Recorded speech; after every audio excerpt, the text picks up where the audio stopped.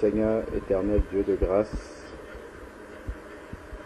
nous te bénissons encore et voulons te dire merci parce que c'est toi qui fais toutes choses. Tu es le maître des temps, le maître des circonstances. Père, merci encore pour cette journée où tu as permis à Rosalie, Seigneur Dieu, de pouvoir être, Seigneur Père, au milieu de la famille chrétienne. Seigneur, merci encore de ce que tu l'as attiré à toi et que tu viens encore pour consolider, Seigneur Père, en elle, vraiment cette parole au travers de laquelle tu l'as attiré à toi. Seigneur Dieu Tout-Puissant, que ta parole puisse vraiment prendre racine en elle et produire la vie, Seigneur Père éternel. Que vraiment elle puisse vivre une vie totalement nouvelle. Une vie qui te soit un parfum de bonne odeur. Une vie qui va attirer encore à toi ceux qui ne te connaissent pas. Une vie véritablement transformée, Seigneur Père éternel. Père, nous voulons encore te bénir et te rendre grâce. Merci infiniment. Au nom de Jésus-Christ. Amen. Tu veux prier ou ça va? Ok, je vais arrêter. Alors, je ne sais pas si d'emblée comme ça tu as des questions, des passages de la parole, des choses que des questions que tu te poses sur des parties de la parole, sur la nouvelle vie que tu as en Christ. Qu'est-ce qui s'est véritablement passé à l'issue de ton baptême? Qu'est-ce que cela change pour toi véritablement, de manière concrète au quotidien? Est-ce que c'est des questions auxquelles tu as déjà des réponses personnellement?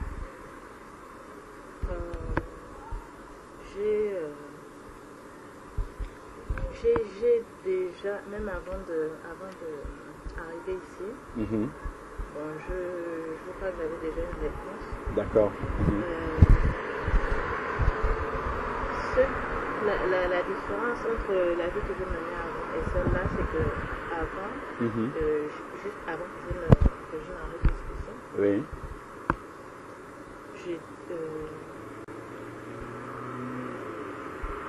Comme si j'étais dans ta prière, que Dieu m'attirait, mais je n'étais pas encore son enfant. Et maintenant, le fait que j'ai accepté d'aller dans les eaux du baptême, le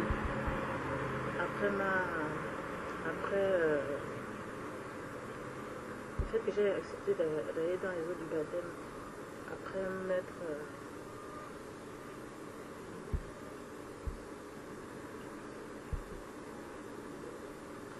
après avoir demandé pardon à Dieu, ça fait en sorte que maintenant je suis son enfant et maintenant je dois obéir, je dois être, c'est comme si j'avais dit, comme les questions qu'on me pose même quand je me baptise, est-ce que tu acceptes maintenant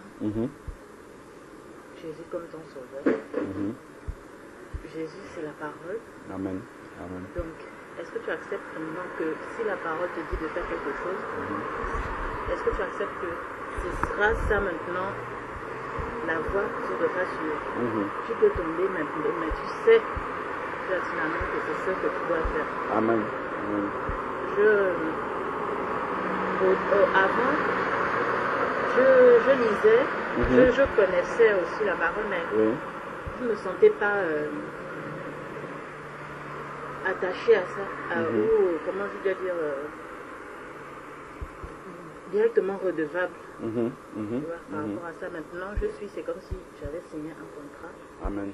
Voilà, donc, d'accord. maintenant, je suis plus attentive à ça. Je me rends compte que c'est comme quand ton père t'a dit de faire quelque chose, si tu ne fais pas, même s'il ne te voit pas, tu te sens déjà coupable. C'est pas bien ce que j'ai fait. Amen. Donc là, Amen. Ce que j'appréhende un peu, c'est quand je vais rentrer Oui. Je le disais déjà à Linda, que la prière, même quand on a prié un peu, on a partagé un peu. D'accord. Je lui disais que la prière, c'est quand je sais que je serai vraiment confrontée à beaucoup de choses. Oui. Bon, mais ça va aller de toute façon. Si je suis Gloire à arrivée Dieu. jusqu'ici, ça va Amen. aller.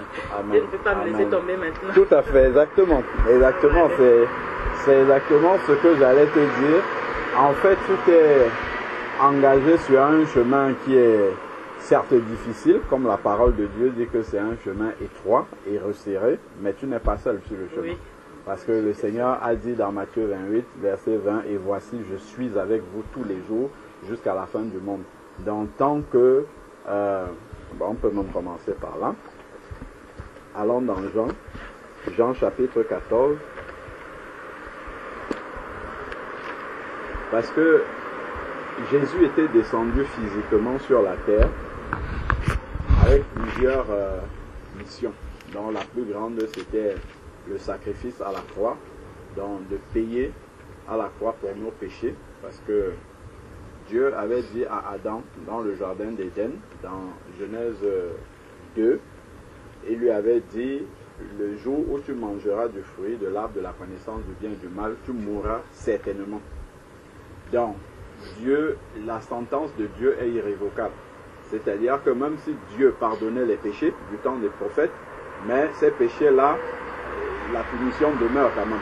Même s'il pardonne, comme il avait dit que tu mourras, cette punition-là demeure. Et donc, Jésus-Christ est venu par son sacrifice à la croix pour payer donc, cette dette-là qui devait être payée. Donc ça, c'est une des raisons, la raison principale pour laquelle il est venu. Mais, quand on regarde tout l'Ancien Testament, là, les prophètes ont parlé de Dieu, Moïse, Ézéchiel, Isaïe, ainsi de suite. Ils ont apporté déjà la parole, mais ces prophètes, bien qu'étant des serviteurs de Dieu, restaient quand même imparfaits. Voilà, donc le modèle n'était pas encore venu. Donc l'exemple même de la parole vivante, c'est-à-dire l'exemple parfait de comment est-ce que cette parole-là doit être vécue, n'était pas encore venu. Donc c'est une des raisons pour laquelle Jésus-Christ est venu. C'est pour rendre vie à cette parole-là. Parce que cette parole-là, bon, elle était prêchée, mais elle restait quelque peu théorique parce que tous les aspects de la parole n'étaient pas rendus vivants, parce que personne n'avait jamais réussi à expérimenter, à vivre cette parole-là textuellement comme Dieu l'a vu. Donc, comme Dieu le veut, et c'est une des raisons pour lesquelles Jésus-Christ est venu. Voilà pourquoi il dit en fait que mes paroles sont esprit et vie, en fait. Donc, dans cette parole-là, il y a la vie. Mais par contre, si tu prends la Bible comme ça, telle qu'elle est, tu la donnes à un païen, en fait, ça sera un livre comme les autres. Il va lire, ça va être très beau, il va peut-être voir des choses que Dieu demande là-dedans, mais il ne sera pas capable de les faire. Par contre, si tu la donnes à quelqu'un qui est né de nouveau, qui a reçu l'Esprit de Dieu, l'Esprit de Dieu qui est en lui, et cet Esprit de Dieu qui a inspiré aussi cette parole-là, c'est l'Esprit de Dieu qui va rendre vie cette parole-là en lui. Voilà pourquoi en fait tu disais tout à l'heure qu'avant, je lisais la Bible, mais je ne me sentais pas redevable. Je ne me sentais pas vraiment concerné, obligé de faire ce qui était là-dedans.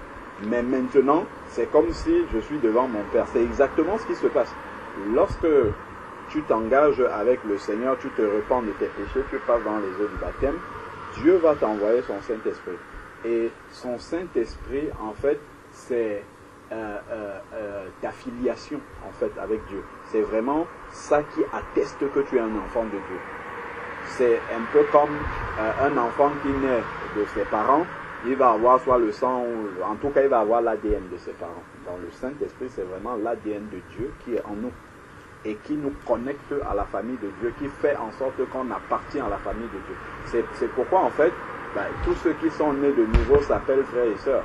Ils sont pas frères et sœurs de sang, mais ils sont frères et sœurs d'esprit, parce qu'ils ont reçu le même esprit, en fait. Et c'est ça qui nous unit, et cet esprit-là est l'esprit de Dieu. C'est ça qui nous unit. Et donc, dès l'instant qu'on a reçu l'Esprit de Dieu, c'est l'Esprit de Dieu en fait qui va nous pousser, qui va nous attirer déjà à lire la parole, parce que c'est lui qui a inspiré cette parole. L'Esprit de Dieu va nous rappeler l'amour que Dieu a eu pour nous, de nous sauver. Lorsqu'on regarde notre vie passée et on voit que Dieu a été patient jusqu'à ce qu'on se tourne vers lui, qu'il a effacé nos péchés et qu'il nous a acceptés comme son enfant, comme si on n'avait jamais péché, l'Esprit de Dieu va toujours nous le rappeler. Et c'est cet amour-là, en fait, qui va toujours nous attirer à chercher, à comprendre, mais qui est celui-là qui a été aussi patient à s'intéresser, à savoir qui est réellement Dieu. Et Dieu se révèle dans sa parole. Donc, l'Esprit de Dieu va nous attirer vers cette parole-là. Lorsqu'on va lire cette parole-là, il y a quelque chose qui se passe dans notre cœur qui nous pousse à nous sentir obligés d'obéir en fait à cette parole-là. Non pas comme étant un fardeau, mais comme étant une réponse naturelle à l'amour de Dieu.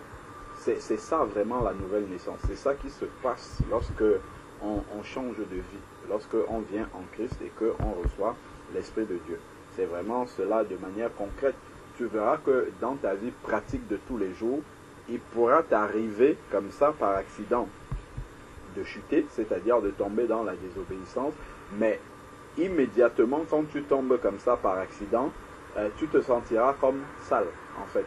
Tu te sentiras comme indigne de s'approcher de Dieu, parce que l'Esprit de Dieu en toi déjà te convainc que tu n'es pas propre devant Dieu, et également en fait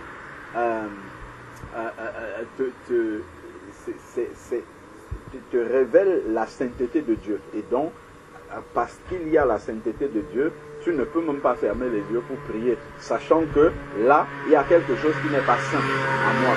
Et ça, c'est un travail en fait que l'Esprit de Dieu fait quand on devient une nouvelle personne.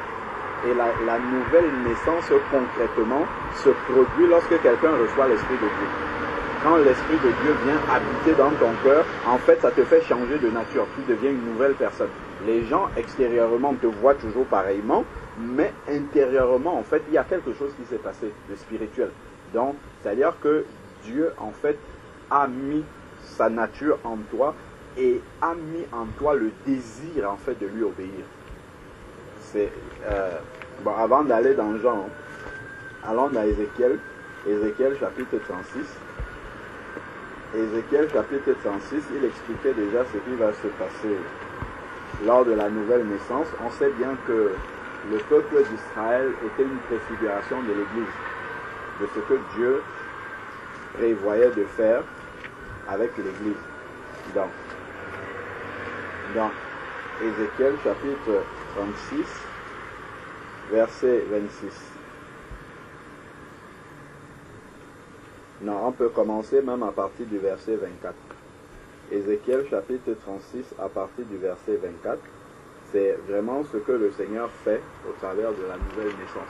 C'est vraiment important de comprendre spirituellement ce qui s'est passé en nous lors de la nouvelle naissance.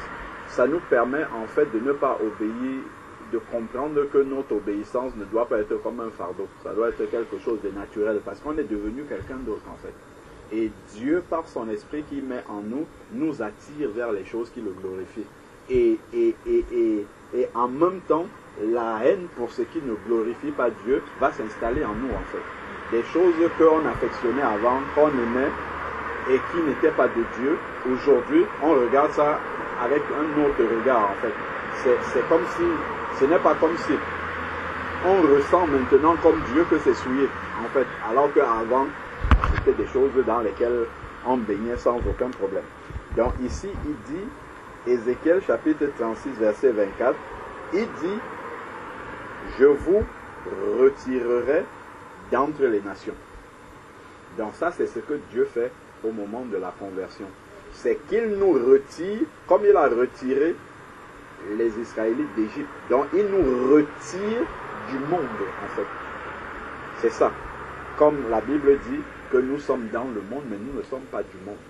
La nouvelle naissance, c'est aussi ça. C'est quelqu'un qui est sorti du monde par l'Esprit de Dieu.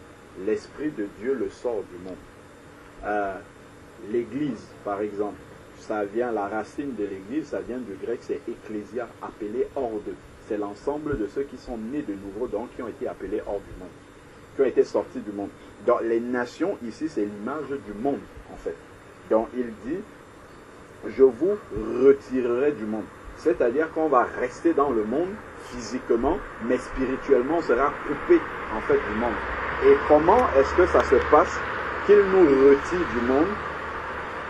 Regardons maintenant, on va faire un parallèle entre l'ancienne alliance et la nouvelle alliance. Allons dans Jean 14 justement que je citais tout à l'heure. Jean chapitre 14. Et garde un doigt sur Ézéchiel. On va revenir sur Ézéchiel. Parce que la Bible s'explique toujours par la Bible. Donc, et, Jean chapitre 14 verset 15, il est dit, si vous m'aimez, vous gardez mes commandements. Et moi je prierai le Père, et il vous donnera un autre consolateur. Il parle du Saint-Esprit, qui sera éternellement avec vous, l'Esprit de vérité, le Saint-Esprit. L'Esprit de vérité que le monde ne peut recevoir, parce qu'il ne le voit pas et ne le connaît pas. Mais vous le connaissez parce qu'il demeure près de vous et il sera en vous. Donc c'est ça vraiment qui fait la différence entre le monde et nous. C'est-à-dire que la nouvelle naissance se produit lorsque le consolateur, l'Esprit de vérité, vient habiter en quelqu'un et le sort directement du monde. Si quelqu'un est dans le monde et qu'il a l'Esprit de Dieu, ce n'est pas possible en fait. Puisque c'est écrit là que le monde ne peut recevoir l'Esprit de Dieu. Il ne le voit même pas. C'est pour ça que quand quelqu'un va parler des choses spirituelles à quelqu'un qui est encore dans le monde, ça sera une folie pour lui. Si tu vas voir les anciens amis, les anciennes connaissances que tu avais et tu leur parles aujourd'hui de tes nouveaux projets, de la manière dont tu vois la vie désormais, pour eux ça va être une folie. Ça sera comme si on t'a lavé le cerveau, ça sera comme si tu as perdu la tête, parce qu'effectivement, ils ne peuvent pas comprendre par l'esprit ce qui s'est passé. Ce n'est que quelqu'un qui lui a expérimenté la nouvelle naissance, comprend spirituellement en fait ce que tu vis à l'intérieur de toi. Donc, l'esprit de vérité, quand il vient, le monde ne peut pas le connaître. Et c'est ça qui fait que nous soyons dans le monde, mais nous ne sommes pas du monde. Parce que l'Esprit de Dieu qui est en nous, le monde ne peut pas le voir. Donc, si on revient dans Ézéchiel 36, verset 24, c'est ça, nous retirer des nations, c'est nous sortir du monde, c'est ça. Ensuite, il dit, je vous rassemblerai de tous les pays et je vous ramènerai sur votre territoire. Tout cela, c'est prophétique. Ça s'est passé réellement. D'ailleurs, que quand on regarde là, tout à l'heure, on suivait une chaîne israélienne, il y a beaucoup de juifs de par le monde entier qui rentrent en Israël. C'est vrai, ça c'est une prophétie que Dieu a accomplie. Mais c'est aussi au sens spirituel le fait que Dieu nous a sortis du monde et il nous a rassemblés dans l'église. Il nous a rassemblés dans l'église, sauf que notre territoire n'est pas ici-bas. C'est un territoire qui est spirituel parce que, en fait, il dit que nous sommes assis avec lui dans les lieux célestes en Christ. Et ça, on peut le voir. Prenons déjà Colossiens chapitre 1, verset 13. Colossiens chapitre 1, verset 13, il nous explique comment est-ce que ça s'est produit. Colossiens chapitre 1, verset 13.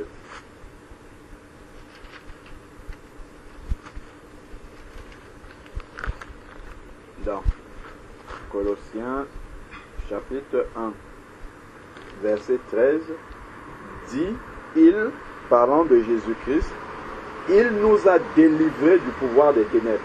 La Bible dit dans 1 Jean 5, verset 19, que le monde est au pouvoir du malin. Donc, ceux qui sont dans le monde sont au pouvoir du malin.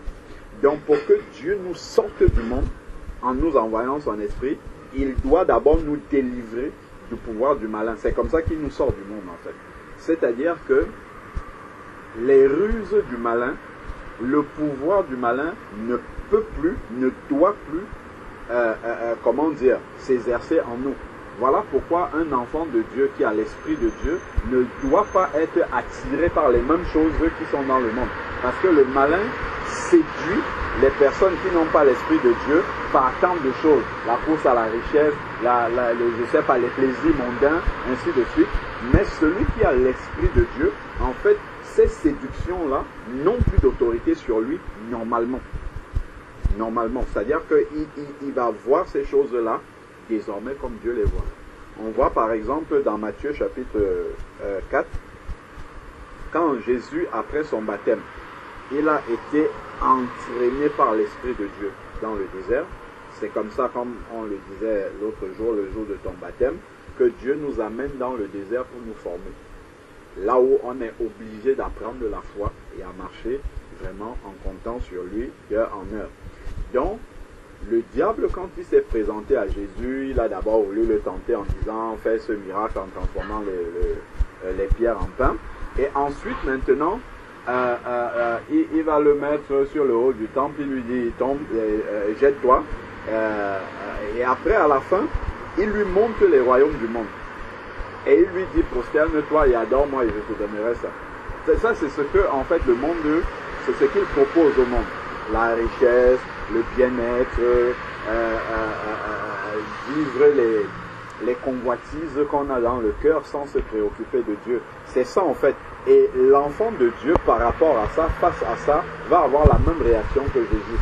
C'est-à-dire que il ne va pas se prosterner devant le diable, c'est-à-dire se corrompre pour avoir ces choses-là. Il n'est pas interdit que Dieu bénisse un enfant.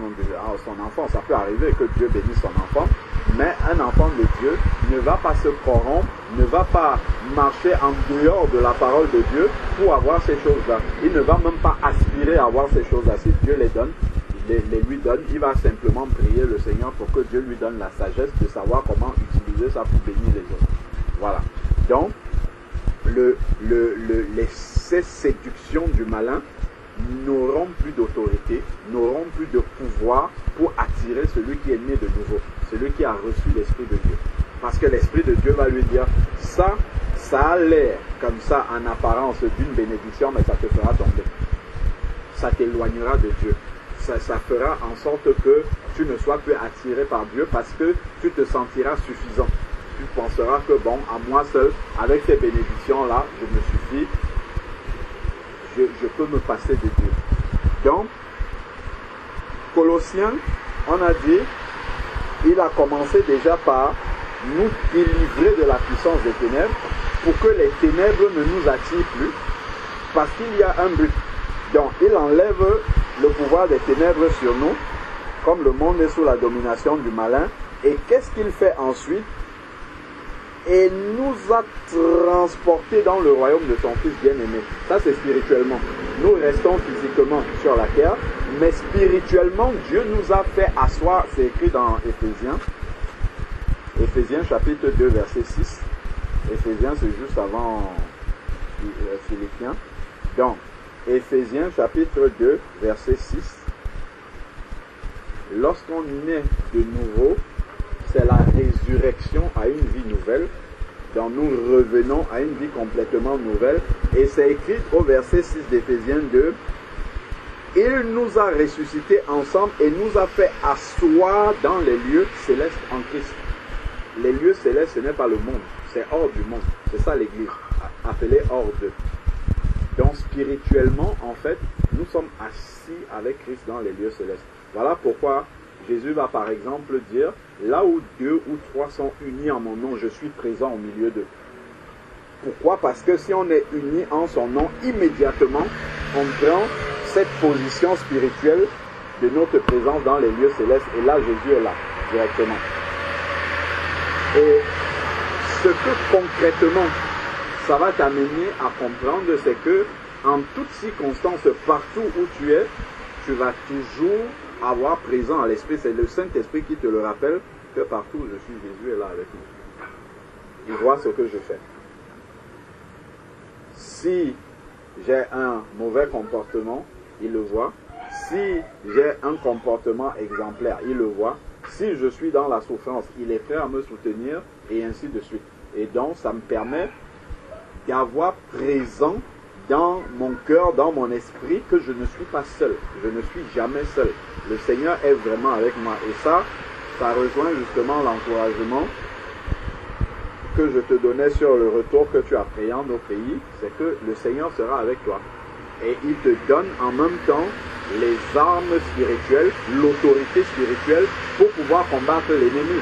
Parce que certes, il nous a délivrés, comme on lit là, du pouvoir de l'ennemi, mais l'ennemi ne s'avoue jamais vaincu. La preuve, c'est qu'il est venu attaquer Jésus-Christ lui-même. Et s'il l'a fait avec Jésus-Christ, notre maître, il le fera également à nous. Donc, il va essayer, et il essaye très souvent par...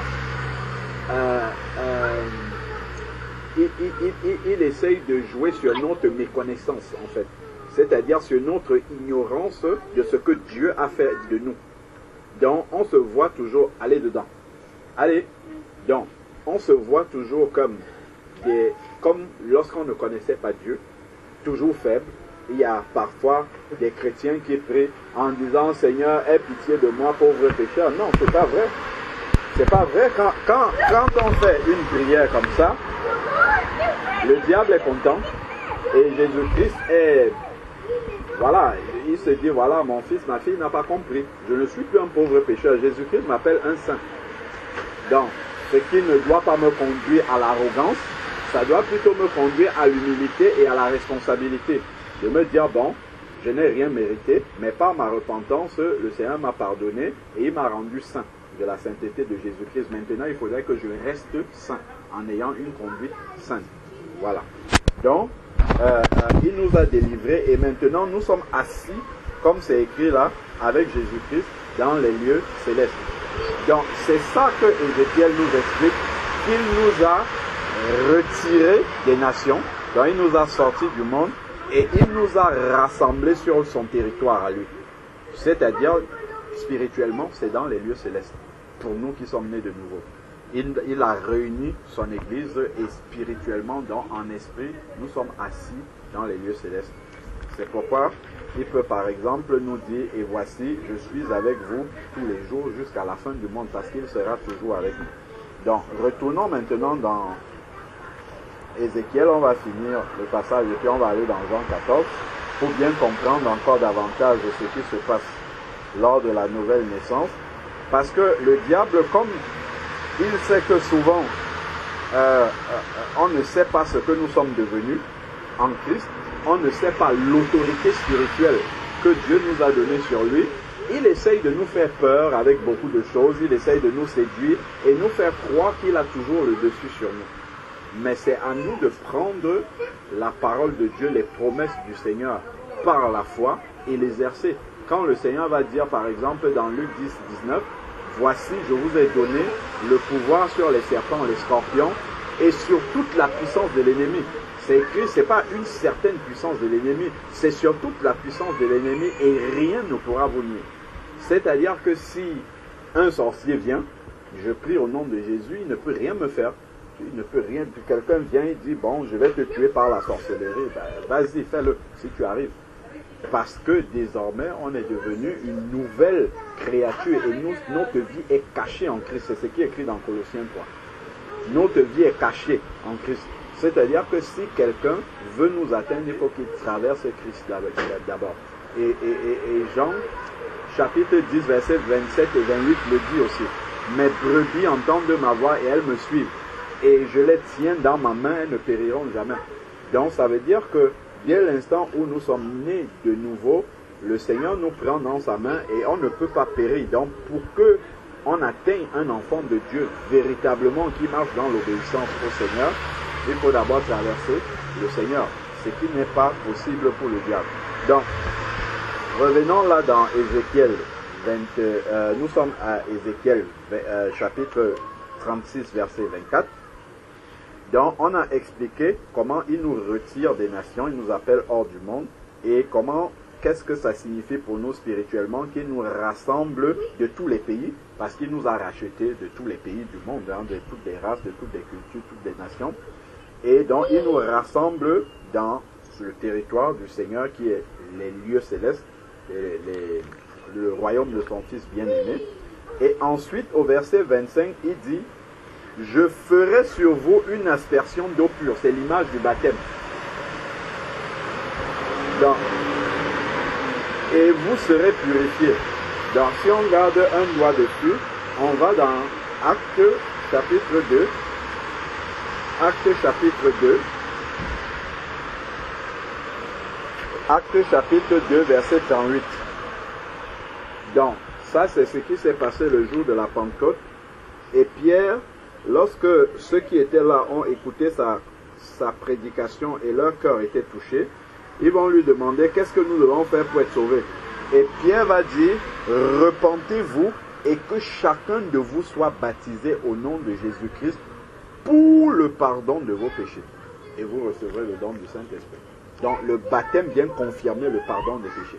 C'est ça que nous voyons dans Ézéchiel, ici là, chapitre 36, verset 25. Je ferai sur vous une aspersion d'eau pure et vous serez purifiés. Que le baptême vient confirmer véritablement que Dieu a pardonné complètement nos péchés. Et vous serez purifiés. Donc désormais nous sommes purs. Je vous purifierai de toutes vos souillures et de toutes vos idoles. Donc ça c'est l'image du pardon des péchés en fait. Que tous nos péchés désormais sont pardonnés. Une autre ruse également de l'ennemi, quand on dit que le Seigneur nous a délivrés de la puissance des ténèbres, une autre ruse de l'ennemi, c'est par exemple qu'il va venir essayer de nous faire croire que Dieu ne nous a pas pardonné, ou bien que c'est trop facile. Il va nous remontrer l'image de la grandeur des péchés, de la gravité des péchés de notre vie passée, et nous faire croire que, mais comment en regardant ces péchés-là, tellement ils sont grossiers, ils sont grands, tu penses que juste par une prière comme ça, comme par je ne sais pas, de manière aussi simple comme ça, Dieu peut les effacer, mais non, c'est pas possible. Regarde toute ta vie, tu as fait, je ne sais pas, à quel âge tu te convertis au Seigneur. Imagine tu te convertis à 30 ans, il te dit des 30 ans de péché, tu penses qu'en une prière de repentance comme ça va être balayé. Et si justement tu ne connais pas la parole de Dieu, ou si tu la connais et que tu n'attaches pas la foi à ce que Dieu lui l'a dit, tu vas commencer à culpabiliser. Tu vas commencer, certains, même parfois, au cours de la marche, à un moment donné, ils commencent à se demander, est-ce que je suis même sauvé? Est-ce que j'avais même reçu le Saint-Esprit? Ils commencent à se poser des questions. Et ça peut arriver souvent quand il y a une chute. Parce que le malin, comme la Bible dit, c'est notre accusateur. Donc il scrute. La Bible nous dit qu'il rôde comme un lion rugissant et cherchant qui va dévorer. C'est-à-dire que il est là, il observe nos vies, comme c'est écrit dans Job chapitre 1. Lorsque les fils de Dieu, à partir du verset 6, se sont réunis, Satan aussi est venu au milieu là des fils de Dieu qui étaient près du Seigneur. Et Dieu lui pose la question, où étais-tu? Il dit, j'étais me promener sur la terre. C'est-à-dire que Satan, il se promène, il regarde, il voit, et quand il voit justement un enfant de Dieu, surtout un enfant de Dieu qui est sérieux, qui veut vraiment obéir à son Père, quand un enfant de Dieu tombe et il lui arrive de pécher par accident, Satan, il est très content, parce qu'il sait que à cet instant-là, dans la pensée de cet enfant de Dieu, sa pensée est attaquée. Parce que le Saint-Esprit lui a révélé que ce que tu as fait, le Père n'est pas content de ça. Et donc, à ce moment-là, il sait que c'est un moment où le doute peut s'installer. Où la personne va se dire, si j'étais vraiment un enfant de Dieu, je n'aurais pas fait ça. Alors que c'est un accident. Et c'est comme ça, en fait, que le diable va te bombarder des mauvaises pensées, parce que le cœur même du combat spirituel du chrétien, c'est dans la pensée. les mauvaises pensées, pensées de peur, pensées de Dieu m'a abandonné, pensées de est-ce que Dieu se souvient de moi, est-ce que réellement j'ai fait une alliance avec Dieu par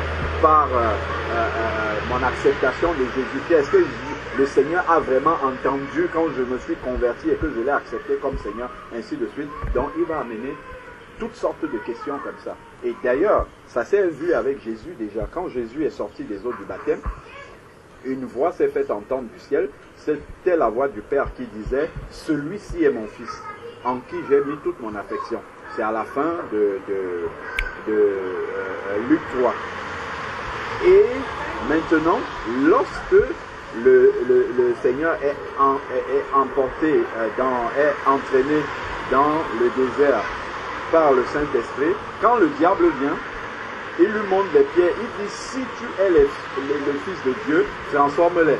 Il dit si, ça c'est pour le tenter en fait. Alors que le Père n'a pas dit si, celui-ci est mon Fils, bien, mais il a dit celui-ci, c'était affirmatif. Mais le diable il vient, il dit si tu es le Fils de Dieu. Et donc c'est souvent comme ça que le diable vient nous tenter. Il vient nous faire douter, surtout douter de l'approbation de Dieu. Dieu nous a approuvés, nous a acceptés, mais le diable va venir nous faire douter. Et il va profiter justement de ces moments de vulnérabilité, un moment où on est tombé, on a péché, on n'a pas agi comme Dieu voulait, ainsi de suite. C'est là qu'il va venir. Là, Dieu, ben, tu as vu, tu n'es pas un enfant de Dieu. Si réellement tu étais un enfant de Dieu, tu ne pourrais pas faire ça. Et c'est là maintenant que la parole doit revenir. Le Saint-Esprit, nous devons ouvrir le cœur pour que le Saint-Esprit renouvelle notre pensée. Et que nous nous attachons à ce que Dieu lui a dit. Par exemple, Ésaïe, chapitre 43, verset 25. Ésaïe, chapitre 43, verset 25. C'est un exemple. Ésaïe, chapitre 43, verset 25. Ésaïe 43, verset 25 dit « C'est moi qui efface tes crimes pour l'amour de moi et je ne me souviendrai plus de tes péchés. » Ça, c'est vraiment le verset, parce que quand Satan vient, Jésus lui répond « Il est écrit ceci. Il est aussi écrit ceci. » Donc, de la même façon, lorsque Satan nous approche, quand on dit Satan nous approche, ce n'est pas qu'il va venir se présenter devant nous avec les cornes, c'est qu'il va attaquer notre pensée. Il va nous envoyer de mauvaises pensées, il va nous envoyer des pensées de doute, ainsi de suite. Et maintenant, comment chasser ces pensées-là? C'est par la parole de Dieu. C'est en attachant la foi dans la parole de Dieu. Là, par exemple, ce verset-ci nous dit que le Seigneur, lorsqu'il a pardonné nos péchés, il ne s'en souvient plus. Donc si Satan vient nous accuser, tiens, regarde, dans ta vie passée, tu faisais ça, est-ce que tu penses que Dieu peut t'accepter comme ça? Ce verset-ci, je me suis repenti de mes péchés et je me suis engagé à marcher dans une vie complètement nouvelle. Donc ce que tu dis là n'est plus devant Dieu. C'est terminé, Dieu l'a effacé. Donc c'est comme ça, par la parole du Seigneur, que nous devons repousser justement ces attaques de l'ennemi où il essaye de nous faire douter. Si on regarde dans dans Hébreu, c'est après Timothée, Tite, après il y a Hébreu. Si on regarde dans Hébreu chapitre 9.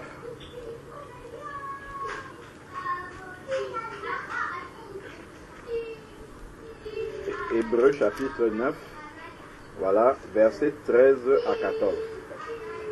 Il nous est dit, car si le sang des boucs, c'était dans l'ancienne alliance, et des taureaux, et la cendre d'une génisse, qu'on répand sur ceux qui sont souillés, les sanctifie de manière à purifier la chair. Donc ça c'est un comparatif de l'ancienne alliance. Combien plus le sang de Christ, qui par l'Esprit éternel s'est offert lui-même sans tache à Dieu, purifiera-t-il notre conscience des œuvres mortes? C'est-à-dire, lorsqu'on demande pardon à Dieu, le sang de Jésus nous purifie purifie notre conscience même. Non seulement ça purifie notre cœur, mais notre conscience, donc nos pensées qui peuvent rester encore, qui peuvent culpabiliser encore. Le sang de Jésus purifie, efface, et il purifie en fait lorsqu'on accepte ce que Dieu dit. S'il dit, je t'ai pardonné, je ne m'en souviens plus, il faut que je le prenne par la foi et que je sache que c'est effectivement ce que Dieu a fait. Donc, il purifie notre conscience des œuvres mortes pour que nous servions le Dieu vivant. Parce que pour s'approcher, prier Dieu, faire des choses pour le Seigneur, il faut avoir une conscience pure. Il ne faut pas que notre conscience nous accuse. Et c'est ça, justement, que le sang de Jésus fait. C'est de purifier, balayer notre conscience pour qu'elle ne nous accuse plus, afin que nous puissions servir Dieu librement. Et pour ça, il faut s'attacher à ce qui est écrit dans la parole. Il faut prendre ces versets-là et se les approprier et dire, si Dieu l'a dit, c'est vrai. Toute autre pensée mauvaise qui vient, je ne la considère pas parce qu'elle ne vient pas de Dieu. Donc ensuite, maintenant, au chapitre 10, verset 22, dans Hébreu toujours, Hébreu 10, verset 22, il est dit, Hébreu 10, verset 22, il est dit, approchons-nous donc d'un cœur sincère. Donc ce que Dieu veut, c'est que notre cœur soit sincère quand on vient vers lui. Avec une foi pleine et entière. Donc en s'approchant de Dieu, il faut croire ce que sa parole dit de nous. En tant qu'enfant de Dieu, il faut croire. Si Dieu dit que nous sommes saints, il ne faut pas s'appeler péché, il ne faut pas dire je suis un pauvre pécheur. Il faut croire que Dieu, ce qu'il dit est vrai. Et maintenant marcher dans ce que Dieu dit. Donc si Dieu dit que je suis saint, je dois chercher à marcher dans la sainteté. Donc je dois accepter que l'Esprit de Dieu me conduise à marcher dans la sainteté. Je dois me considérer comme étant saint et continuer simplement à marcher dans la sainteté. Donc ça, c'est apprendre dans une foi pleine et entière. Et ensuite, maintenant, il est dit, le cœur purifié d'une mauvaise conscience. Donc ça, on revient encore sur le verset d'avant, où vraiment le sang de Jésus, lorsqu'il nous purifie de nos péchés, il purifie nos cœurs. Tout à l'heure, c'était la conscience des œuvres mauvaises que nous avions commises, soit avant d'être convertis, ou s'il nous arrive de tomber étant déjà convertis, le corps lavé d'une eau pure. Ensuite, il dit, confessons notre espérance sans fléchir. Parce que l'ennemi peut venir nous tromper avec un certain nombre de mensonges. Si nous acceptons cela, ben là, on va fléchir en fait. On va commencer à relativiser la parole de Dieu pour s'attacher à ce que l'ennemi nous dit. Car celui qui a fait la promesse est fidèle. Voilà, donc Dieu n'est pas un homme pour mentir, comme nous dit Nombre 23, verset 19. Dieu n'est pas un homme pour mentir, ni le Fils de l'homme pour se repentir. Donc, c'est important de prendre tout cela par la foi. Nous revenons dans Ézéchiel toujours. Là, nous sommes en train de comprendre vraiment pas à pas qu'est-ce qui s'est passé lors de la nouvelle naissance, qui est-ce que nous sommes devenus en Christ, et prendre vraiment cette position et marcher fidèlement dans cette position-là. Et de ne pas continuer à traîner le pas, à dire non, je ne suis pas comme ça, je ne suis pas encore parfait, je ne suis pas, il faut prendre par la foi ce que Jésus dit. Donc, il nous purifie. Là, on a expliqué le verset 25, dans Ézéchiel 36, verset 25. Il nous a purifiés de toutes nos souillures, de toutes nos idoles. Ensuite, maintenant, le verset 26 dit, je vous donnerai un cœur nouveau. Donc voilà ce que le Seigneur fait au moment de notre conversion. Jérémie chapitre 17, verset 9. Jérémie, c'est avant Ézéchiel, juste avant. Jérémie chapitre 17, verset 9. Jérémie chapitre 17, verset 9. Jérémie chapitre 17, verset 9 dit,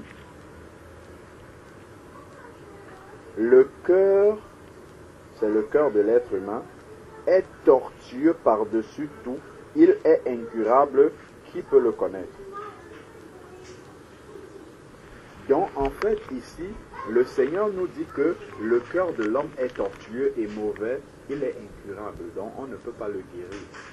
Donc, qu'est-ce que Dieu fait? C'est qu'il change le cœur. C'est ce qui est dit ici, je vous donnerai un cœur nouveau. Enfin, il n'essaye pas de transformer le cœur qu'il y avait avant. Il enlève et il donne un nouveau cœur. Donc quand un enfant de Dieu va dire par exemple, je n'arrive pas à pardonner, ce n'est pas vrai, c'est parce qu'il ne sait pas qu'est-ce qui s'est passé.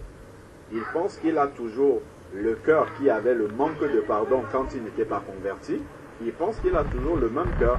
En réalité, s'il avait compris réellement qu'il a reçu un nouveau cœur, ça veut dire qu'il en est capable.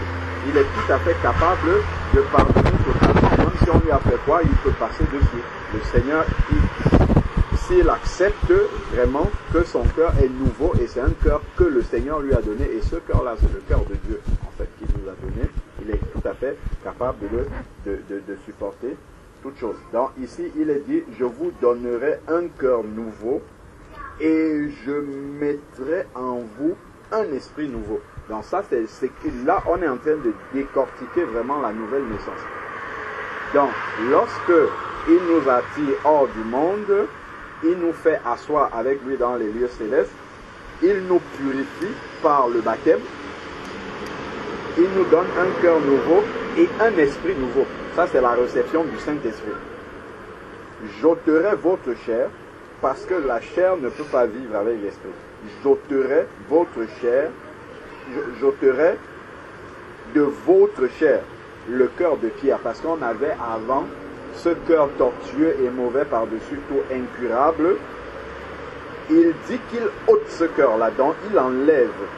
J'ôterai, j'enlèverai de votre chair le cœur de pierre, et je vous donnerai un cœur de chair, c'est-à-dire un cœur tendre, un cœur qui est capable d'accepter et d'agir comme le Seigneur Jésus-Christ agissait. Et ensuite, il dit, je mettrai mon esprit en vous. Donc, le Saint-Esprit, quand il vient en nous, c'est ça qui produit la nouvelle naissance. Je mettrai mon esprit en vous. Et voilà le rôle que le Saint-Esprit fait quand il vient. Je ferai que vous suiviez mes prescriptions. C'est pourquoi, en fait, quand le Saint-Esprit arrive, désormais, on ne peut plus vivre dans le péché. On ne peut plus tolérer nous-mêmes de rester dans le péché, parce que le Saint-Esprit vient avec le désir de suivre les prescriptions. C'est ça, il met son esprit en nous pour que nous puissions suivre les prescriptions et observer et pratiquer les ordonnances. Voilà, si on met ce verset-là en parallèle, allons dans 1 Jean, c'est à côté d'Apocalypse. 1 Jean, avant Apocalypse, il y a Jude, et après il y a 3 Jean, 2 Jean, et c'est 1 Jean. 1 Jean, chapitre 3, verset 9.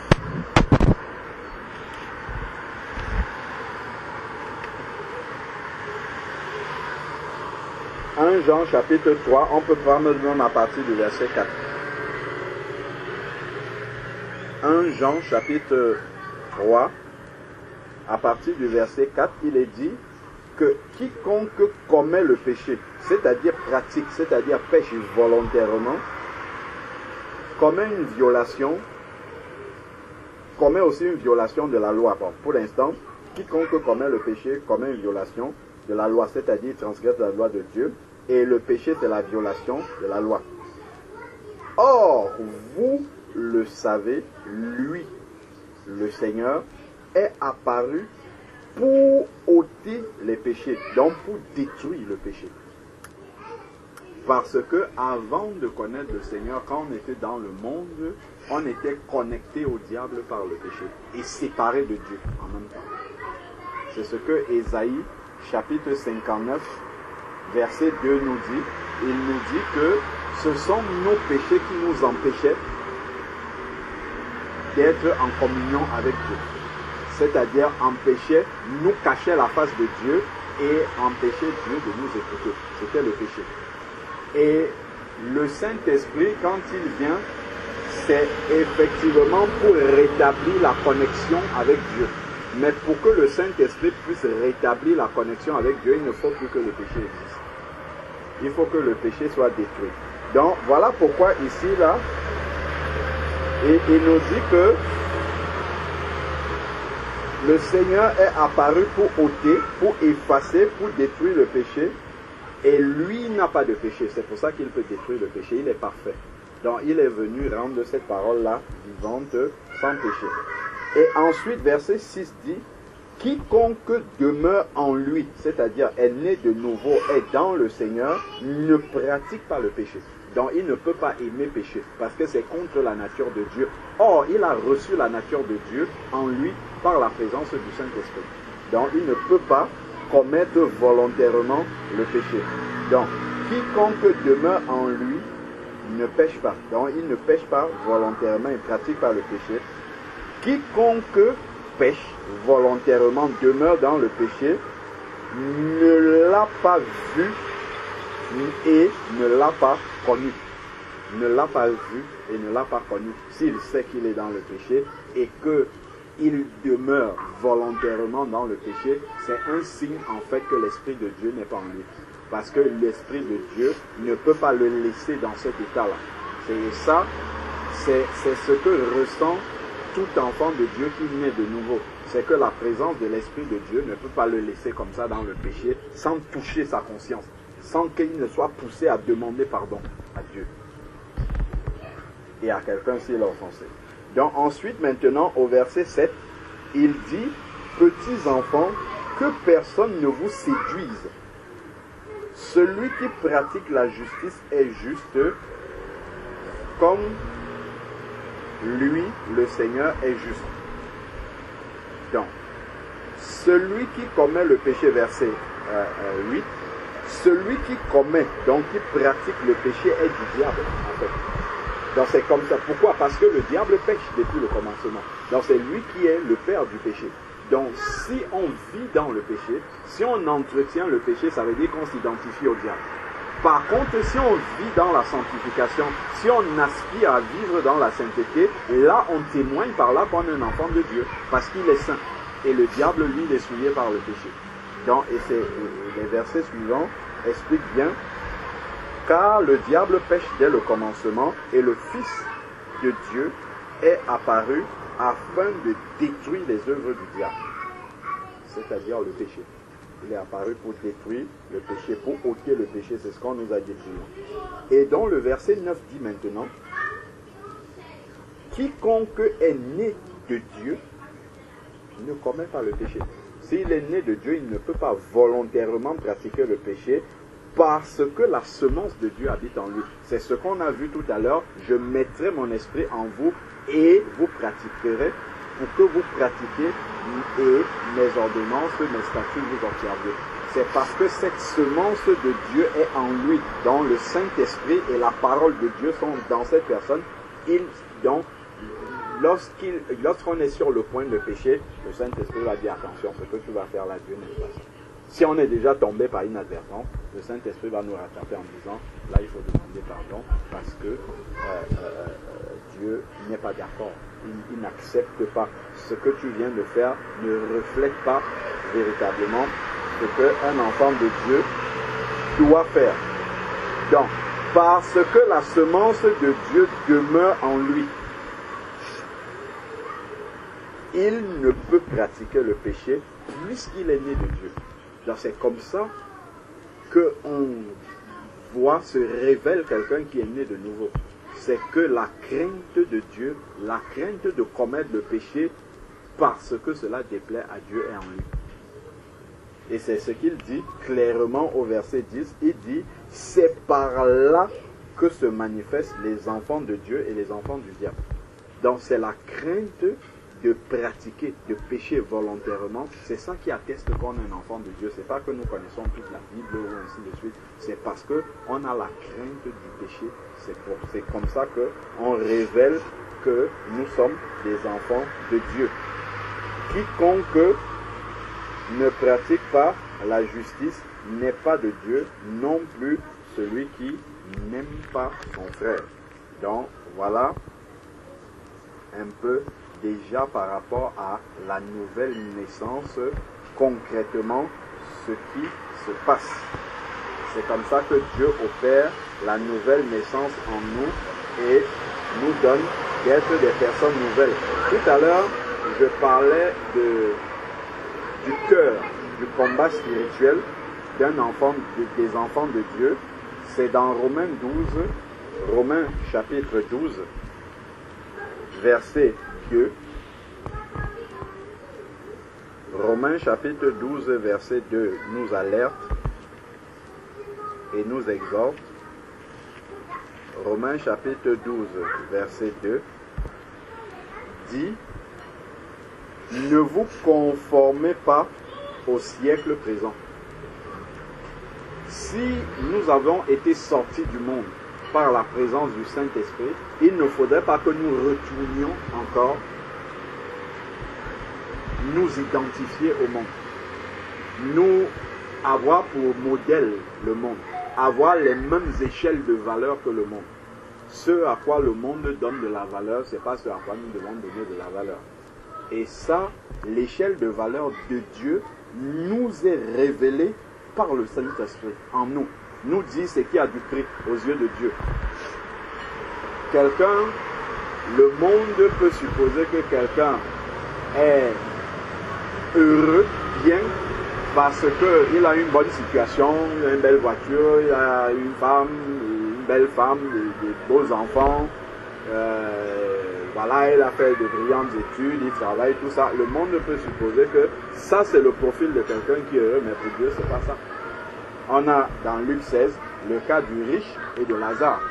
C'est à la mort qu'on a vu réellement qui était le plus heureux. C'était Lazare, le pauvre, qui mangeait les miettes qui tombaient de la table du riche. Alors que dans le regard du monde, qui est un regard qui n'est pas celui de Dieu, c'est aux riches forcément qu'on pouvait donner plus d'importance, plus de considération, plus de valeur. Parce qu'il répondait aux critères de valeur, à l'échelle de valeur du monde. Il était au sommet. Mais par contre, Lazare était vraiment, comment dire, au plus bas de l'échelle. Tandis que la mort maintenant a révélé quelle était la position que Dieu lui donnait à Lazare. Parce que Lazare avait mis son espérance en Dieu, alors que le riche vivait une vie complètement insouciante de son éternité. Donc, ne vous conformez pas au siècle présent. Donc, ne retournons pas rechercher nos valeurs et à ressembler au monde. Par contre, il dit, mais soyez transformés par le renouvellement de l'intelligence. Donc, c'est le fait que notre intelligence, notre pensée, en fait, soit renouvelée par la parole de Dieu. Parce qu'on a attaché foi à la parole de Dieu et qu'elle est présente dans notre pensée. C'est ça qui transforme notre vie. Parce qu'on commence à mettre en pratique réellement la parole de Dieu et notre vie change. Donc, par exemple, la Bible nous dit dans 1 Corinthiens 15, verset 33, ne vous y trompez pas, les mauvaises compagnies corrompent de bonnes mœurs. Donc, simplement, notre nouvelle manière de vivre va éloigner les gens de nous. Si tu avais par exemple des copines, des amis avec qui vous aviez l'habitude de faire certaines choses qui sont plutôt des choses que Dieu n'agrée pas, désormais, viens on va aller en boîte de nuit, désormais viens on va aller au cinéma ou bien j'en sais trop quoi. Non, je ne peux pas parce que ce soir je lis ma Bible ou bien je dois je ne sais pas partager avec telle soeur, tel frère, ainsi de suite. Et ça, 1, 2, 3 fois après, les amis vont commencer à t'abandonner. En réalité, c'est un tri que Dieu est en train de faire. Dieu est en train de faire un tri. Si tu t'attaches à sa parole, il fait un tri dans tes relations et tu verras que, en fait, les personnes qui restent, soit sont des personnes qui sont sur le chemin, que Dieu lui-même sait que ces personnes-ci vont se convertir, soit c'est des personnes que Dieu est en train d'attirer en fait à elles. C'est elles qui vont rester. Mais celles qui sont une occasion de chute pour toi, en fait Dieu va les éloigner. Mais c'est pas ton obéissance en fait que Dieu va les éloigner.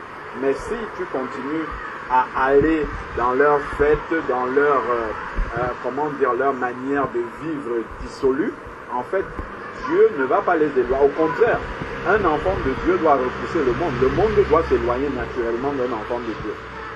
Comme le monde s'est éloigné de Jésus dès sa naissance. dès la naissance, le monde n'a pas accepté. Jésus n'est pas né dans une clinique. Il est né, c'est au milieu des animaux, parce que même les humains ne l'ont pas accepté. Il est né au milieu des animaux, et ça nous montre vraiment quelle est la place d'un enfant de Dieu dans ce monde-ci. C'est que le monde le bannit, le monde le met de côté clairement, parce que ça dérange en fait. Sa manière d'être n'est pas une manière que le monde peut considérer. C'est une folie en fait pour le monde, la manière dont un enfant de Dieu est. Donc, c'est dans ce renouvellement de l'intelligence par la parole de Dieu qui va nous amener à être transformés. Et c'est justement dans cette transformation-là qu'on va discerner la volonté de Dieu, ce qui est très important. Discerner la volonté de Dieu pour nous. Discerner ce que Dieu, la manière dont Dieu veut que nous marchions. Discerner la volonté de Dieu, ce qui est bon, agréable et parfait. Donc, et ça, c'est le cœur du combat spirituel. Donc, le diable ne veut pas, il lutte pour nous envoyer des mauvaises pensées afin que nous marchions par les pensées qu'il nous a envoyées au lieu de marcher par la vérité de la parole de Dieu que nous avons lue. Voilà. Donc, au lieu que nous conservions la vérité de la parole de Dieu que nous avons lue, nous allons nous attacher aux mauvaises pensées que l'ennemi nous donne. D'où, justement, le besoin de constamment demeurer dans la parole de Dieu. Demeurer dans la parole de Dieu. Et même la louange, dans l'Ancien Testament, quand tu lis par exemple le livre des psaumes, des fois on va dire cantique de David sur l'instrument à 7 cordes, ainsi de suite. En fait, les psaumes même, c'est la parole de Dieu en fait, qui était chantée dans le temple. Donc, même demeurer dans l'adoration, une véritable adoration spirituelle, c'est aussi, comment dire, c'est la parole de Dieu qui nous est répétée également, la louange du Seigneur, et ça permet aussi de renouveler notre pensée. Quand on sent que nous sommes attaqués dans la pensée, et il vaudrait mieux ne pas attendre d'être attaqué dans la pensée, il faut constamment garder sa pensée connectée au Seigneur. Voilà pourquoi régulièrement, si tu es un baladeur, dans les oreilles, toujours avoir de la louange qui passe, ça t'apaise déjà l'esprit et ça te permet d'être toujours bien disposé. Dans la voiture, dès que j'arrive, en mettant le contact immédiatement, c'est la louange qui passe à la maison quand c'est possible, ainsi de suite. Constamment rester dans cette attitude-là. C'est ça qui va réduire déjà tous les mauvais messages que le diable essaye de t'envoyer dans la pensée. Donc ça c'est important. Si on prend Pierre maintenant, 1 Pierre chapitre 2, ça fait partie également, Joris, dedans. Donc, si on regarde 1 Pierre chapitre 2,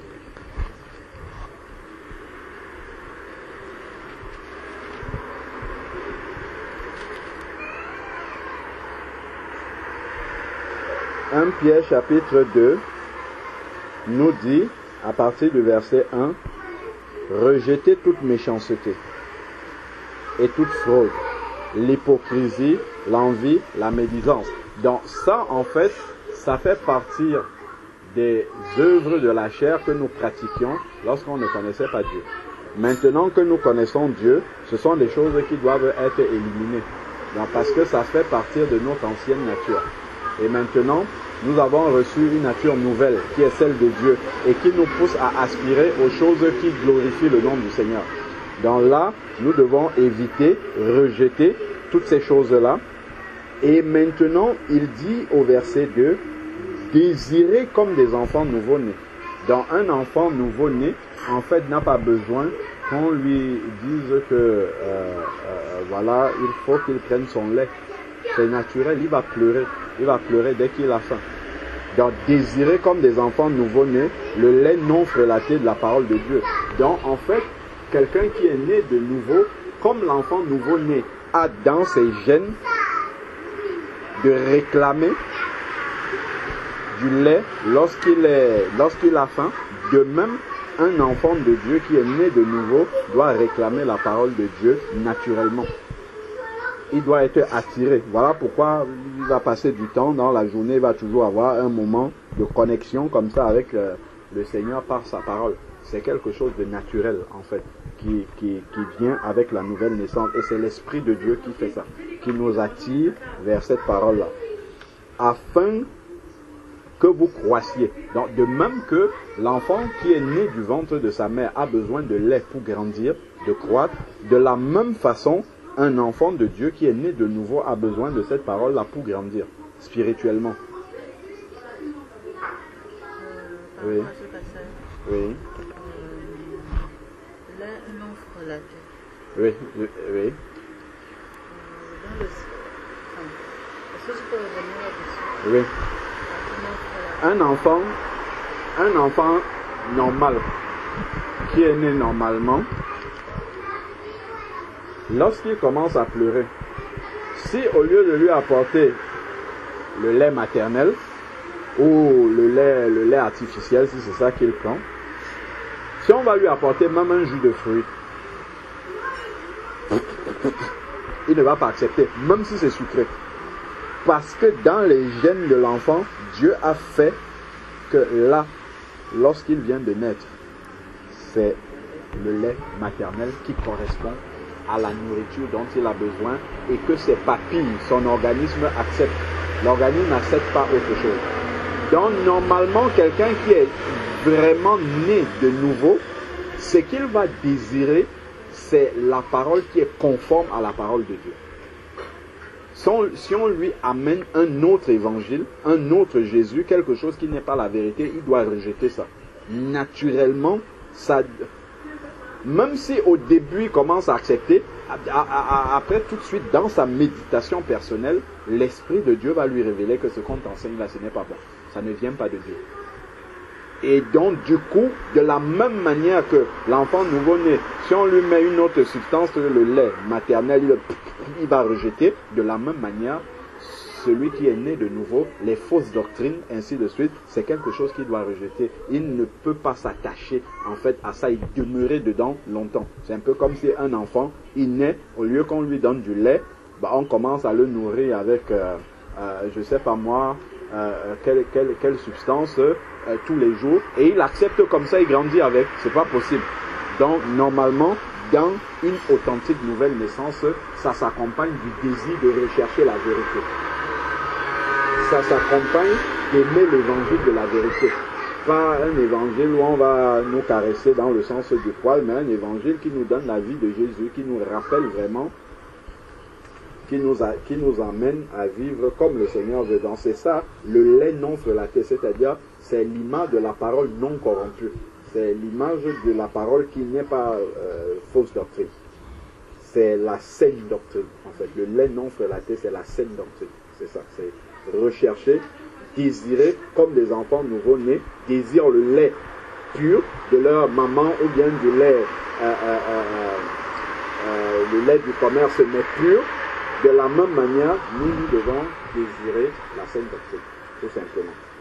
Afin que vous croissiez. Donc, plus le lait c'est un aliment nutritif pour l'enfant et c'est ça qui lui permet de croître et d'être équilibré dans son alimentation. Nous, de même, si nous prenons la saine doctrine, nous allons croître bien et être bâtis véritablement spirituellement. Mais si nous absorbons des fausses doctrines et que nous avançons dans les fausses doctrines, comme un enfant qui n'est pas nourri d'un lait sain va avoir des carences alimentaires, soit il va lui manquer des vitamines, il va lui manquer tel, et cet enfant sera malade, il sera chétif, il ne va pas croître normalement, il aura un problème de croissance. Et également, pour un enfant de Dieu, s'il ne reçoit pas la bonne doctrine, la saine doctrine, et qu'il met sa foi dans une doctrine qui n'est pas celle de Dieu, ça, il n'y aura pas de croissance. On peut mettre un doigt dessus. Allons dans 1 Corinthiens chapitre 15. 1 Corinthiens chapitre 15, après on va venir poursuivre là-bas. 1 Corinthiens chapitre 15, à partir du verset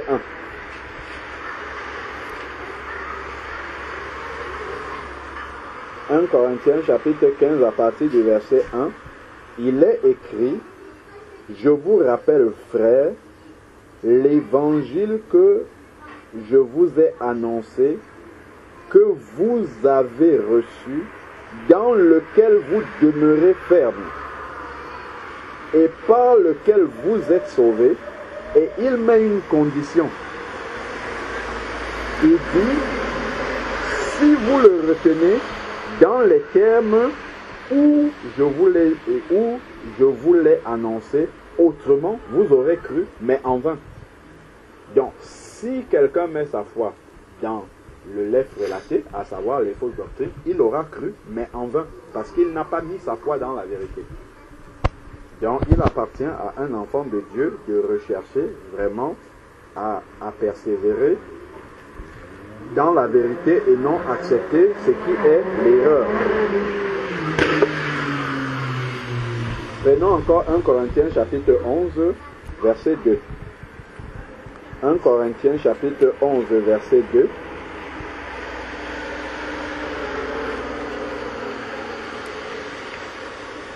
« 1 Corinthiens chapitre 11 verset 2 dit « Je vous loue de ce que vous vous souvenez, je vous loue de ce que vous vous souvenez de moi à tous égards et de ce que vous retenez mes instructions telles que je vous les ai transmises. »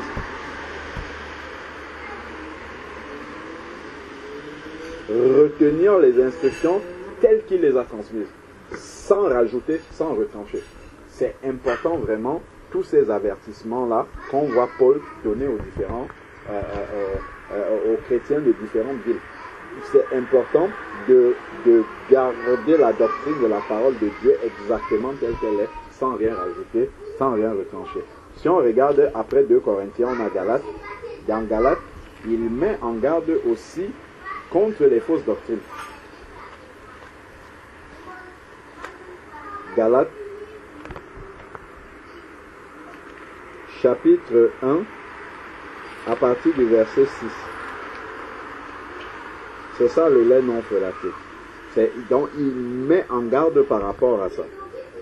Il dit au verset 6, Galates 1, verset 6, « Je m'étonne de ce que vous vous détourniez si vite de celui qui vous a appelé par la grâce de Christ pour passer à un autre évangile. » Ce qui est possible. C'est-à-dire qu'au début, on reçoit la saine doctrine, on persévère, mais après, parce qu'on n'a pas été vigilant, parce qu'on n'a pas veillé, quelqu'un est venu avec une doctrine qui n'est pas bonne et on est passé à un autre évangile. On est passé à autre chose. On a adhéré, donc il faut veiller. Si on a cette intimité-là avec Dieu, Dieu va toujours nous révéler lorsque on est en face d'une doctrine qui n'est pas bonne. C'est l'Esprit de Dieu. Il y a quelque chose qui ne sera pas à l'aise avec ça, en nous. Donc, il dit, non pas qu'il y en ait un autre, parce qu'il y a un seul évangile, il n'y en a pas plusieurs. Mais il y a des gens qui vous troublent et qui veulent pervertir l'évangile du Christ. Et il y a des gens qui ont accepté la vérité aujourd'hui, demain parce qu'ils sont allés écouter, il y a par exemple des personnes, on les conduit dans les eaux du baptême, demain ils vont écouter, ah non, le baptême c'est plutôt, je ne sais pas, de telle manière, allez hop, il va encore repasser, donc ils passent dans une autre doctrine complètement, ou bien aujourd'hui ils croient que la volonté de Dieu, c'est que l'église, je ne sais pas moi, se réunissent comme l'église primitive, après demain, allez hop, c'est terminé, il retourne dans le système et puis il vit comme avant. Ben, ça, c'est vraiment passer à un autre évangile. Donc, il faut retenir vraiment l'évangile tel que les apôtres l'ont donné ici. Mais il y a des gens qui viennent pervertir, qui vous troublent et qui veulent pervertir, contrefaire l'évangile de Christ. Mais si nous-mêmes, aussi un ange du ciel, vous annonçait un évangile différent de celui que je vous ai annoncé, il dit, si lui-même il revient vous dit, ah hier je vous avais dit ça, ce n'était pas vrai, c'est plutôt ceci, il dit à ce moment-là, un évangile différent de celui que nous vous avons annoncé, qu'il soit anathème. Nous l'avons dit précédemment et je le répète maintenant, si quelqu'un vous annonce un évangile différent de celui que vous avez reçu, qu'il soit anathème. Donc on voit vraiment que l'apôtre a pris la précaution vraiment de mettre en garde ces jeunes convertis sur le lait relaté, c'est-à-dire le danger qu'il peut avoir de recevoir une parole qui ne vient pas de Dieu. Donc, on a encore un exemple hein, dans 2 Corinthiens chapitre 11. Dans 2 Corinthiens chapitre 11, il y a également des mises en garde par rapport à ça. C'est pour ça que il faut toujours comparer ce qu'on a dans la parole de Dieu par rapport à ce qu'on entend et ce qu'on voit pratiquer. Et il y a un verset qui aide à cela et qui nous invite à cela. Donc déjà, il y a Acte 17, 11, où on nous parle des chrétiens de Bérée qui scrutaient, examinaient les Écritures chaque jour pour voir si ce qu'on leur enseignait était la parole de Dieu. On a également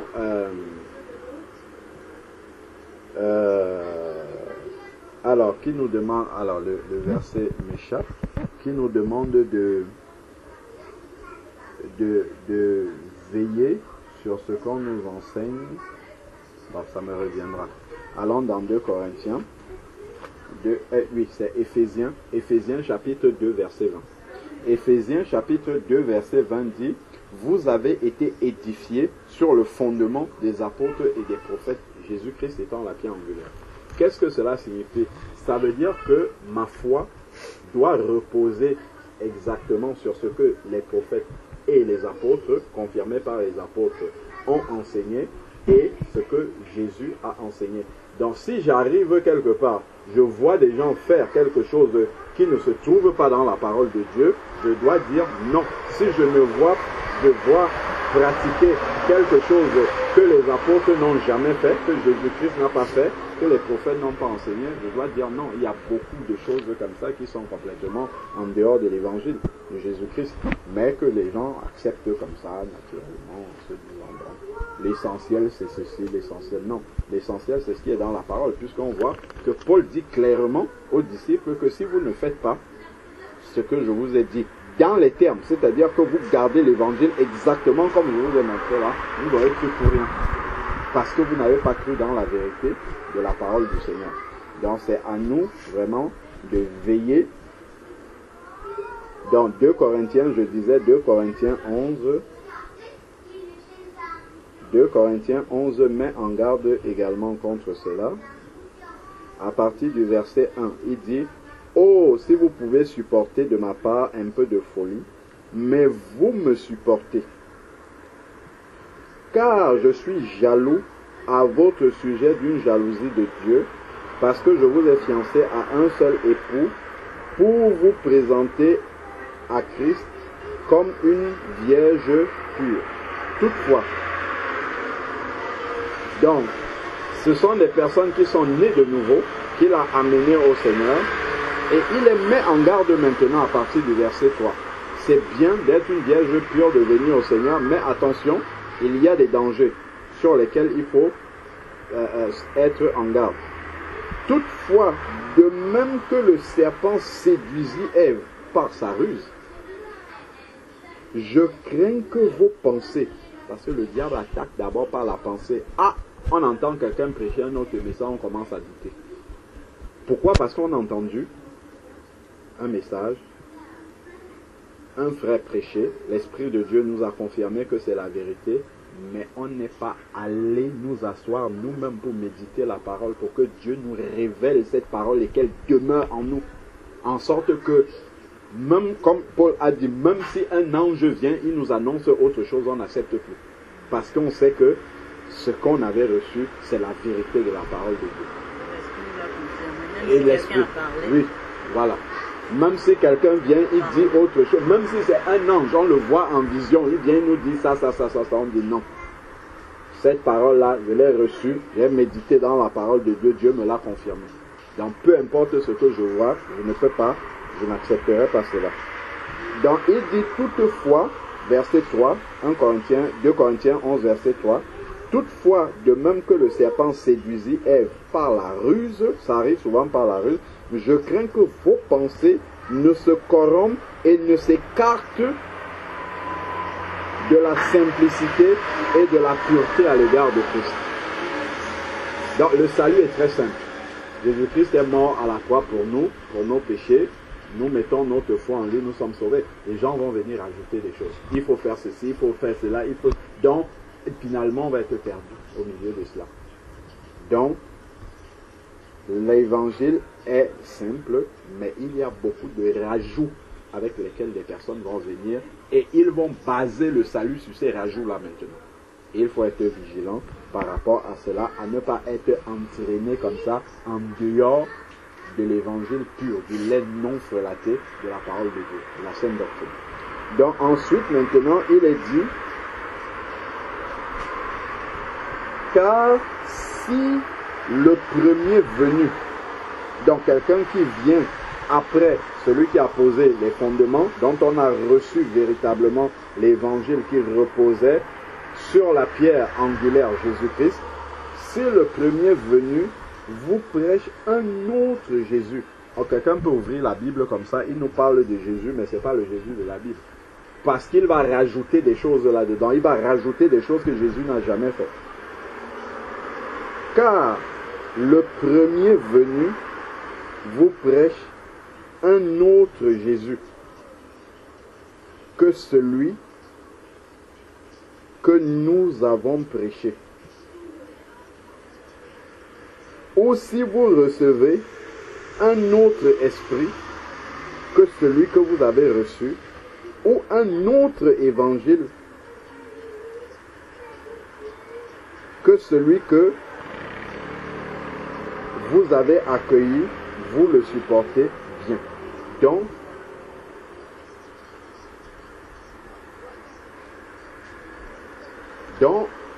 là, on voit vraiment que il y a ce danger-là. Il faut vraiment demeurer dans la vigilance. Justement, dans cette fin des temps, il y a une prolifération, en fait, d'évangiles qui semblent, comment dire, qui semblent plausibles. Donc, la seule chose qui va nous garder, c'est d'être des chrétiens de vérité. C'est d'examiner dans la parole, est-ce que ce qu'on nous enseigne, c'est réellement ce qui est écrit et prié. Seigneur, est-ce que c'est ça vraiment? Est-ce que ça vient de toi? Là, on a par exemple dans 1 Jean, toujours à côté d'Apocalypse, une mise en garde aussi. 1 Jean, chapitre 4, verset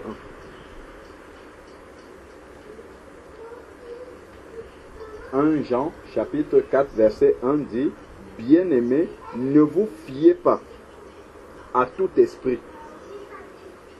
mais éprouvez les esprits pour savoir s'ils sont de Dieu. » Comment on éprouve les esprits pour savoir s'ils sont de Dieu? C'est si ce qu'ils annoncent, c'est conforme à ce qui est écrit à la parole de Dieu. C'est le premier test. Le premier test, c'est toujours la parole de Dieu. Est-ce que dans la parole, c'est ça qui est écrit? Mais vous éprouvez, mais éprouvez les esprits pour savoir s'ils sont de Dieu, car plusieurs faux prophètes sont venus dans le monde. Reconnaissez à ceci l'Esprit de Dieu.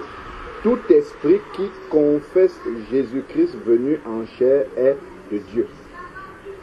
Jésus-Christ venu en chair, donc il est venu, il est la parole comme nous disons 1. Donc, tout esprit qui enseigne conformément à la parole que Jésus a apportée est de Dieu. Si c'est en dehors, c'est un autre esprit, déjà. Donc, c'est important. Donc, on finit sur 1 Pierre chapitre 2, comme on avait vu. Donc là, c'était pour répondre à qu'est-ce qu'on entend par les noms frelatés. C'est la parole de Dieu. Donc, pour compléter avant de reprendre Pierre, tu peux regarder dans Tite. Tite, c'est après Thessaloniciens, 2 Thessaloniciens, 2 Timothée, pardon. Tu as Tite.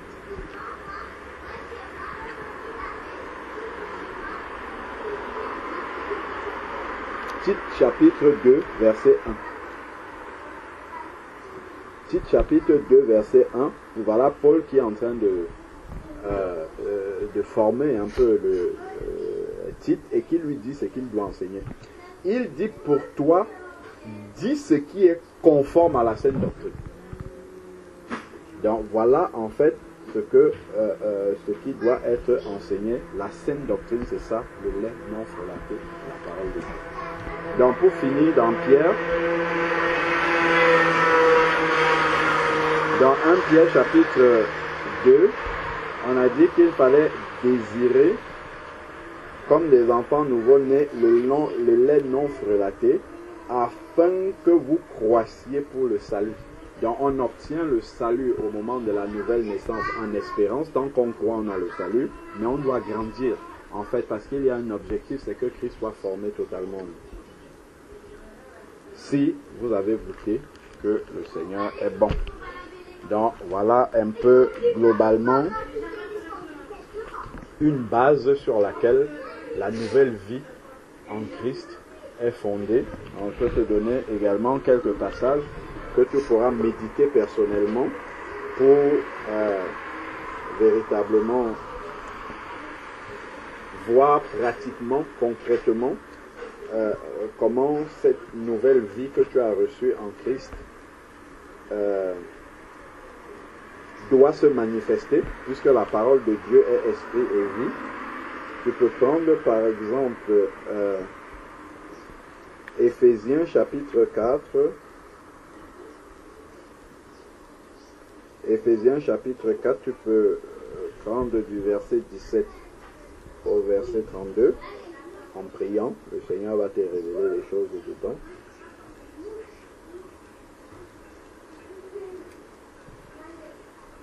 Éphésiens chapitre 5 aussi parle de la nouvelle vie, du verset 1. Éphésiens chapitre 5, tu peux prendre du verset 1 jusqu'au verset 21. Méditer là-dessus. Tu peux prendre également Colossiens. Colossiens chapitre 3. À partir du verset 1 jusqu'au verset 17. Colossiens chapitre 3, verset 1 au verset 17. Donc voilà un peu des passages qui donnent des éléments assez pratiques sur la nouvelle vie. Comment est-ce que... Voilà. Donc il faut... J'avais même cité Jean 14, je n'ai même pas lu finalement le verset qui m'avait conduit à citer Jean 14. C'était en fait que Jésus, puisque tu parlais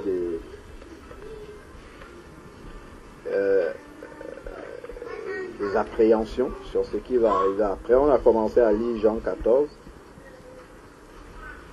Et au verset 17, il disait l'esprit de vérité. Jean chapitre 14. Jean chapitre 14, il est dit à partir du verset 15, on l'a lu tout à l'heure, mais on va continuer à le lire. Il dit, si vous m'aimez, vous gardez mes commandements, et moi je prierai le Père, et il vous donnera un autre consolateur, qui soit éternellement avec vous, l'esprit de vérité que le monde ne peut recevoir, parce qu'il ne le voit pas et ne le connaît pas. Mais vous le connaissez parce qu'il demeure près de vous et il sera en vous, l'Esprit de Dieu. Je ne vous laisserai pas orphelin, je viens à vous. Alors le Seigneur revient à nous par le Saint-Esprit, en fait. Donc quand il dit, je ne vous laisserai pas orphelin, je viens à vous, c'est le consolateur qui viendra à nous et qui sera en nous et qui sera toujours avec nous. Donc, c'est vraiment une grande parole d'assurance, en fait, que le Seigneur est avec nous, vraiment tous les jours. Nous devons demeurer dans l'obéissance et le Seigneur, lui, nous fait la promesse d'être avec nous tous les jours. Alors voilà, je ne sais pas si tu as des questions par rapport à ce qu'on a partagé. Là. Non, pas pour l'instant. Ok. Bon, on va rendre grâce à Dieu.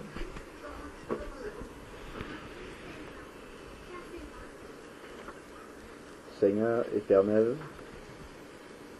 merci encore pour ce moment de partage que tu nous as donné sur les réalités de la vie nouvelle en Jésus-Christ. Seigneur, vraiment merci pour l'œuvre de la croix de laquelle découle l'héritage que nous avons en Jésus-Christ, que nous avons pu voir, un cœur nouveau, une vie nouvelle, l'Esprit de Dieu en nous, assis avec toi dans les lieux célestes, Seigneur, délivré de la puissance des ténèbres et transporté dans le royaume du Fils de ton amour, ayant reçu l'autorité sur les serpents, les scorpions, sur toute la puissance de l'ennemi, ayant nos péchés pardonnés et oubliés, ayant notre conscience purifiée des œuvres mortes, notre cœur purifié. Seigneur, nous voulons vraiment te dire merci. Merci encore pour ce rappel.